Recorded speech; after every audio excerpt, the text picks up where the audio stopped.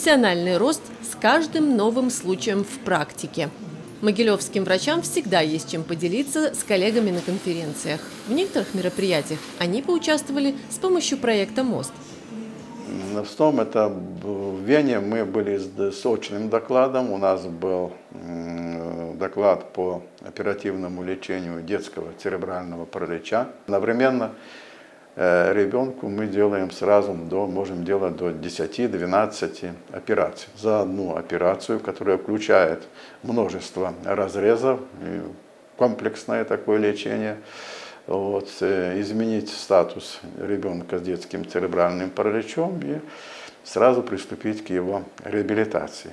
Новая методика уже помогла нескольким детям встать на ноги. Но профессионалам из Могилевской клиники этого недостаточно. Леонид Глазкин побывал на стажировке в нейрохирургическом отделении Королевской детской больницы. 3 недели я провел вместе с их врачами. Основной моей целью было изучение одной методики. Это методика селективной эндотельной резотомии. Методику, которую мы хотим внедрить для лечения детей, страдающих детским церебральным параличом. Операция делается на корешках спинного мозга, и у детей, имеющих спастику, то есть вот как у детей с детским церебральным параличом, она позволяет улучшить их функциональные двигательные возможности. С коллегами из Великобритании Леонид поддерживает связь и теперь. Не менее полезными оказались контакты с ведущими специалистами из Европы и Канады после поездки на конгресс в Испании.